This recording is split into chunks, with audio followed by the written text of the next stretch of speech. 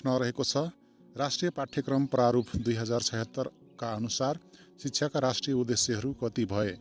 क 10 वटा, ख 11 वटा, ग 12 वटा, घ 13 वटा।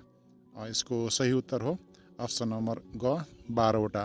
राष्ट्रिय पाठ्यक्रम प्रारूप 2076 अनुसार शिक्षाका राष्ट्रिय उद्देश्यहरू 12 वटा रहेका छन्।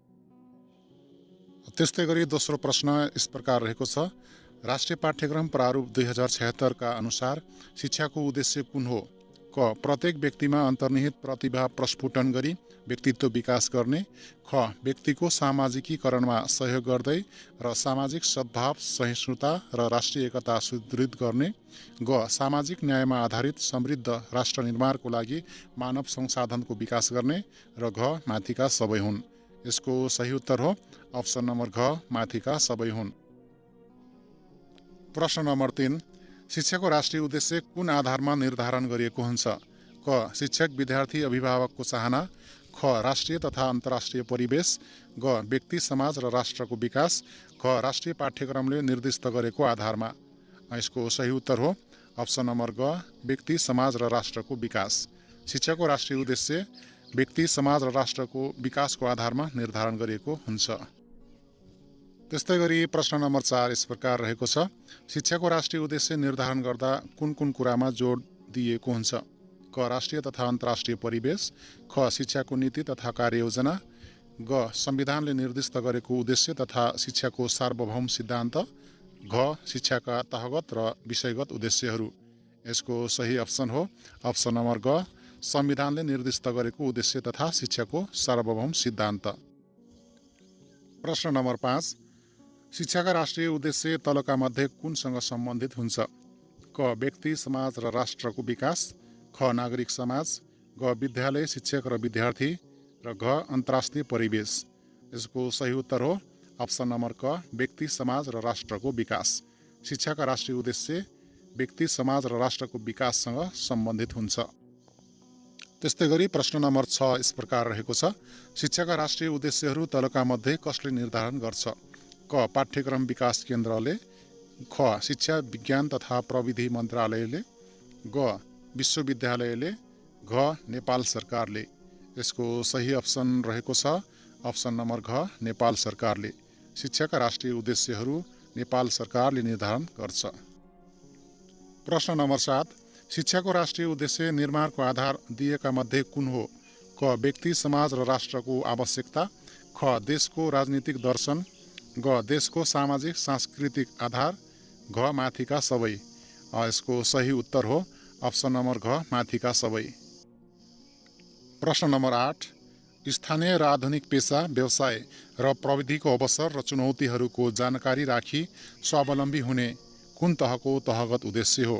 क माध्यमिक तह, ख आधारभूत तह, ग प्राथमिक तह, घ उच्च माध्यमिक तह। यसको सही उत्तर हो अप्सन नम्बर ख आधारभूत तह।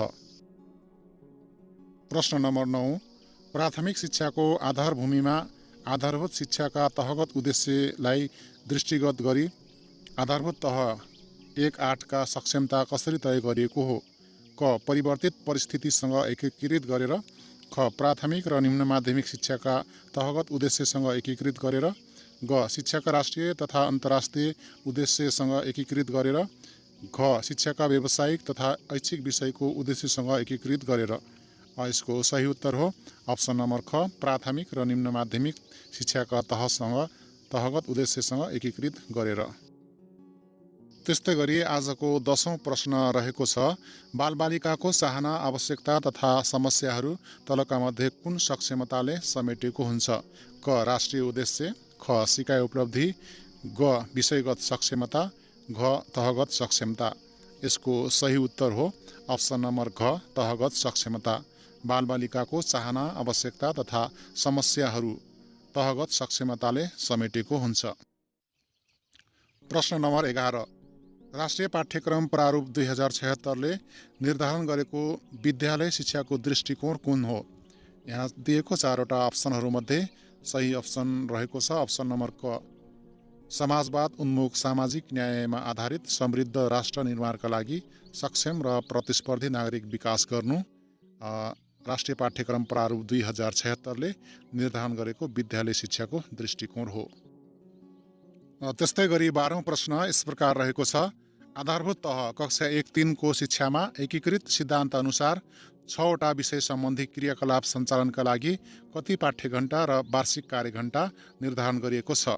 क 26 पाठ्यघण्टा र 623 वार्षिक कार्यघण्टा, ख 26 पाठ्यघण्टा र 832 वार्षिक कार्यघण्टा, ग 32 पाठ्यघण्टा र 1024 वार्षिक कार्यघण्टा, र घ 27 पाठ्यघण्टा र 864 वार्षिक कार्यघण्टा। यसको सही उत्तर हो अप्सन नम्बर ख 26 पाठ्यघण्टा र 832 वार्षिक कार्यघण्टा।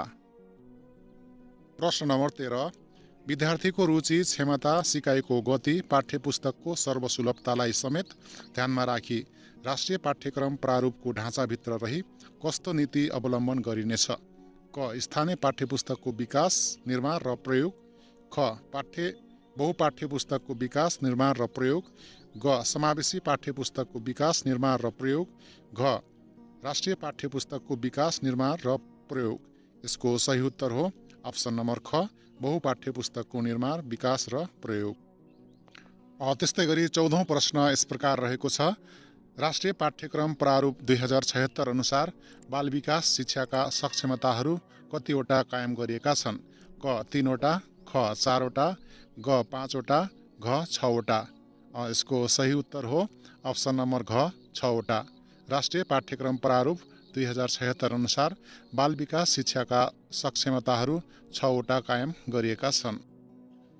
र आजको यो भिडियोको अन्तिम प्रश्न यस प्रकार रहेको छ। राष्ट्रिय पाठ्यक्रम प्रारूप 2076 का आधारमा आधारभूत शिक्षा कक्षा 1-8 का सक्षमताहरू कतिवटा हुने गरी तोकिएको छ? क 8वटा, ख 10वटा, ग 11वटा, घ 12वटा। यसको सही उत्तर हो अप्सन नम्बर घ 12वटा।